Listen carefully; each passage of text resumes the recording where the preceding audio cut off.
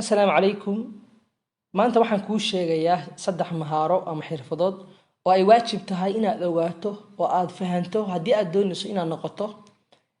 ganacsade guuleysta ama iibiye guuleysta. Marka hore, ganacsigu wuxuu ka mid yahay waxyaalaha ugu muhiimsan ay dadku ay ku yeeshaan xiriir. Marka ama waxyaalaha wuxuu ka mid yahay saameynta weyn ku leh nolosheena. Marka muhiim weeye inaad taqaano xirfado iyo mahaarooyin ka anfacaya inay guul gaaraan ama inaad guul ka gaarto ganacsigaaga. Dadka inta badan muhiim iskama saaraan inay la xiriir la sameeyaan macaamiishooda. Macaamiishana waxay ka mid yihiin ama macaamiishu waxaan oran kartaa waa laf dhabarka guusha ganacsigaaga. Haddii aadan macaamiil lahayn waxaad u badan tahay in beecaagu khasaaro. Ganacsiga inta badan dadku waxay isku khaldaan waxyaala la yiraahdo consumers iyo customers. Consumersku inta badan dadka dheeli wax kaaga iibsada maaha waa dadka isticmaalayaasha ha noqdo qofkan inuusan inta badan xataa ku imaan. Consumers waxa dhici kara inuu mar ka iibsado laakiin inta badan customers muhiim ah waa dadka macaamiisha ku ah oo inta badan ama dheeli ha noqdo oo si maalinle ah wax kaaga iibsadaan ama isbuucle iyo wixii la mid ah. Dadkaasi muhiim ay wuxuu yihiin ganacsigaaga. Marka inta badan dadku waxaan nidhi inaysan ku fiicnaan la xiriirka bulshada gaar ahaan macaamiishooda. Qaar kaliya oo dadkaas ka mid ah waxay aqoon u leeyihiin sida wax loo iibiyo laakiin guul kama gaaraan wax iibintooda oo hadafkii ay rabeen ma gaaraan. Haddaba haddaad tahay qof iibiye ama ganacsade ah waxa muhiim ah ku tahay inaad ogaato sida wax loo iibiyo. Waxa laga yaabaa inaad wax iibinta taqaano laakiin aadan wali wax iibintaadu aysan guul weyn aysan gaarin. Inta badan dadka markay doonayaan inay wax iibiyaan inta badan waxay sameeyaan xogtoodii ama alaabta ay doonayaan inay iibiyaan waxay ku soo bandhigaan meel fagaara ah ku soo bandhigaan ama waxay sameeyaan qofkii u baahnaa bay qaab telefoon ku hadal ah ku xalliyaan ama qofkii wuxuu ugu yimaadaa goobtooda ganacsiga ama shaqada ama wuxuu ugu yimaadaa gurigooda ama waxay sameeyaan goobaha ganacsiga qaarkood inay ku soo bandhigaan alaabtoodii internetka oo xaysiis ku sameeyaan iyo wixii la mid ah. Marka xilligay noqoto iyo goobta noqotaba mas'uuliyadda waxa weeye inaad dhameystirto wax iibintaada. Goobaha ganacsiga qaarkood waxay ku fiican yihiin in ageebada ay u soo bandhigaan macaamiishooda oo xaysiis ay u sameeyaan laakiin waxa dib u ka haysta waxa weeye inaysan beecoodu uusan dhameystirmin oo aysan guul ka gaarin.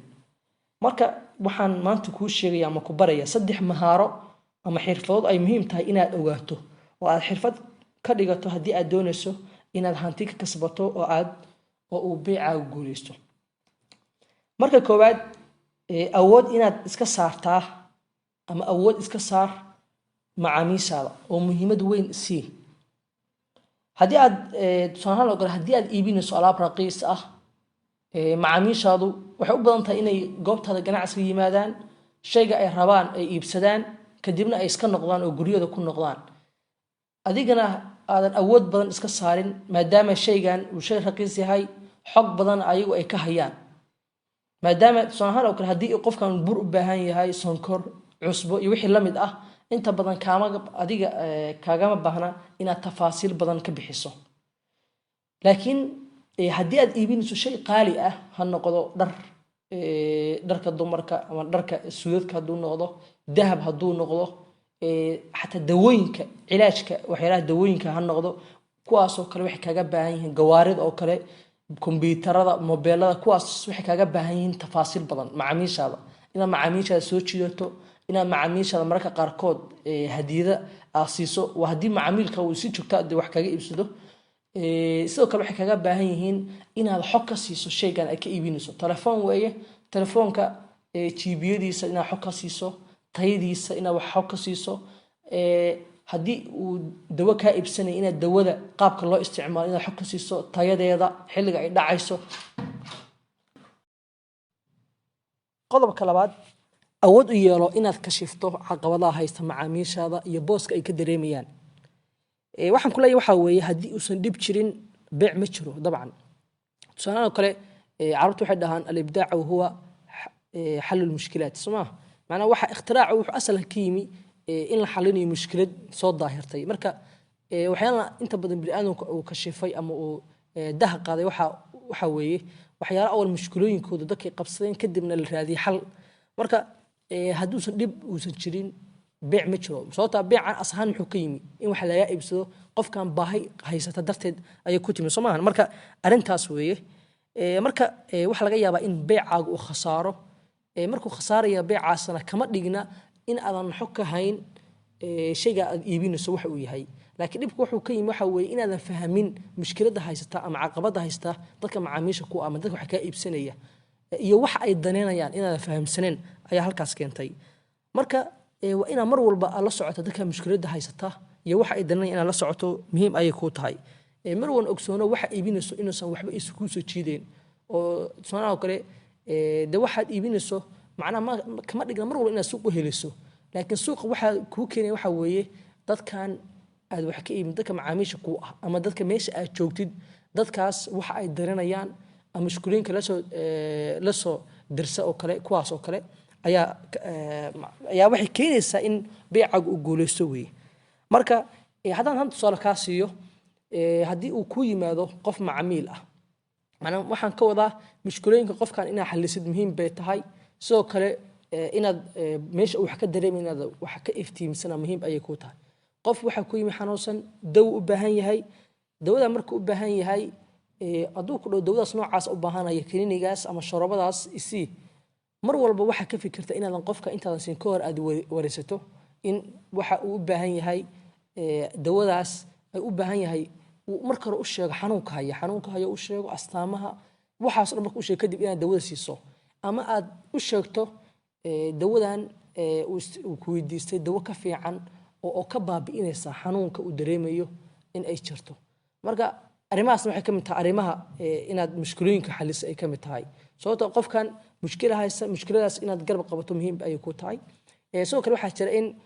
uu ku yimaado goob ganacsi leedahay qof beeraley ah dhibka uu dareemayo uu yahay in daligiisa uu weeray cayaan uu dib u geystay daligiisii marka hadii uu ku weydiiso sunta cayaanka waabiyo marka suntu way kala duwan yihiin sunta waxa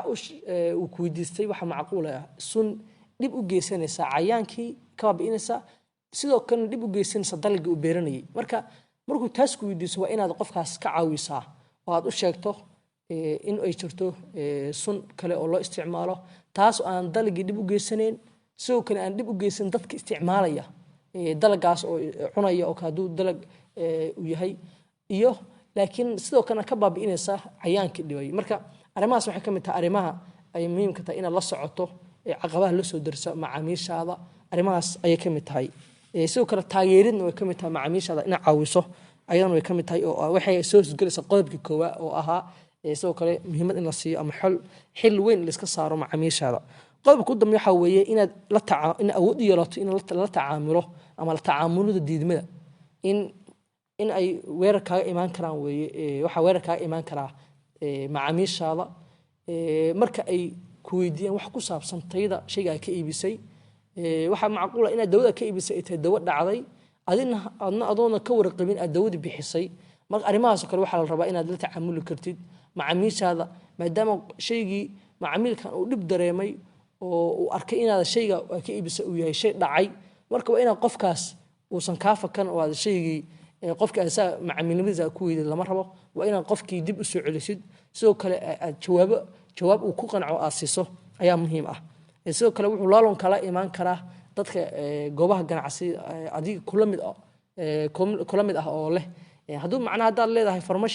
farmashiyaal kale ayuu loolan kula jira saa darteed waa ina ayagana loolankaas aad sida aad ula tacaamul laheedna inaad garanayso muhiim weeye marka waxaan aad u fahmay insha allahu tacaala inaad si fiican kaga dhadhacday mahaarooyinka uu kaga baahan yahay markaad rabtid inaad wax iibiso shayga ugu muhiimsan uu yahay macaamiisha taas ugu muhiimsan shayga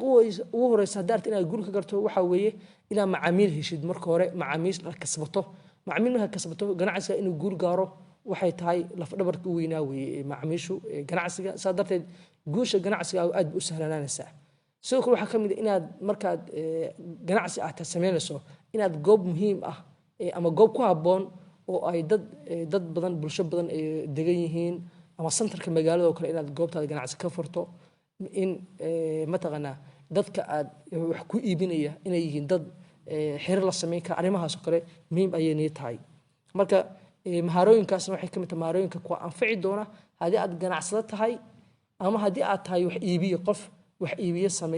iibiye alaabta wax iibiya ayadana way ka anfacaysaa